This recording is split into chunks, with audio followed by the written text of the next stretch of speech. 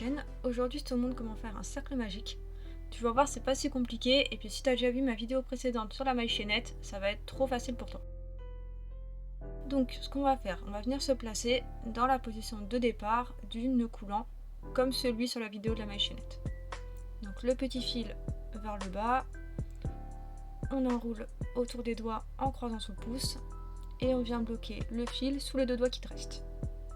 Ça, c'est la position de base.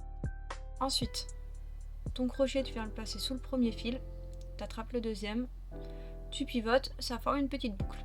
Donc là, tu as la position nœud coulant.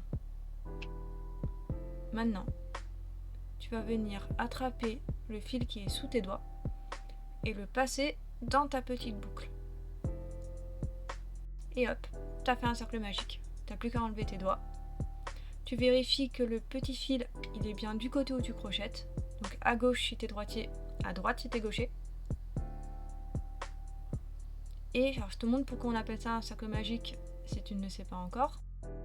Donc je vais venir faire quelques mailles serrées dans mon cercle. Ça permet de voir aussi comment on travaille dedans après. Et je vais venir tirer sur mon petit fil. Et là, hop, magique, ça me fait une petite base de départ en rond.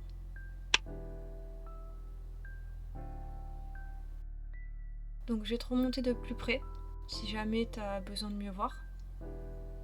Donc on enroule, on croise sous le pouce et on bloque sous les doigts. Donc on vérifie que le petit fil est bien du bon côté et que nous on crochette bien avec le fil de la pelote. Donc on attrape le fil en dessous, on pivote, ça crée une petite boucle sur le crochet, on vient chercher le fil sous les doigts et on le passe sous la petite boucle. Voilà, et c'est aussi simple que ça. Après, n'hésite pas à t'entraîner.